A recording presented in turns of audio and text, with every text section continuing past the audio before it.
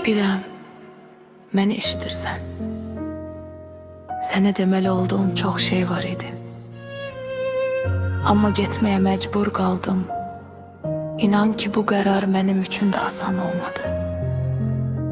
Səni incitdiyim üçün məni bağışla. Bəlkə də bir gün hər şeyi anlayacaqsan. Özünə yaxşı bax.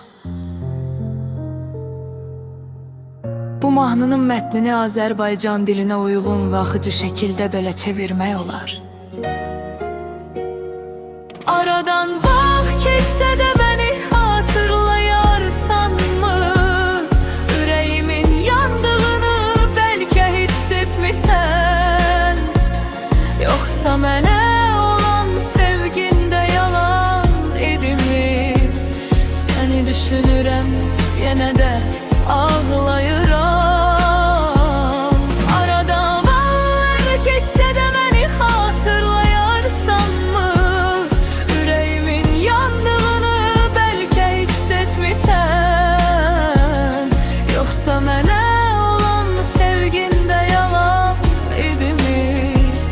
Səni düşünürəm, yenə də ağlayıram.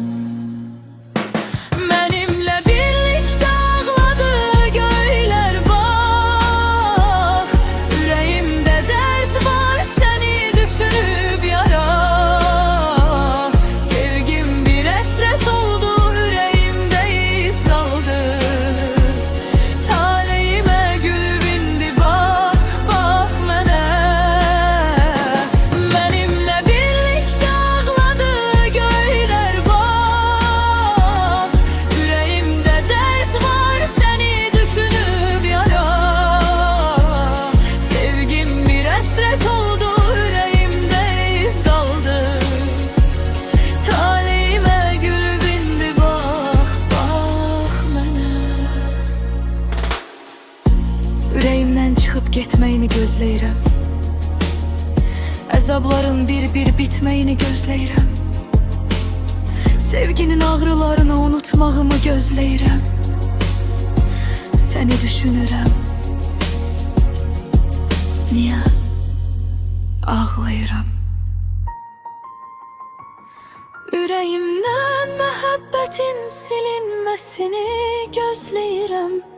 Qaranlıq günlərimin keçməsini gözləyirəm. Saxta duyğularını anlamağını gözləyirəm. Niyə düşünürəm səni, yenə ağlayıram.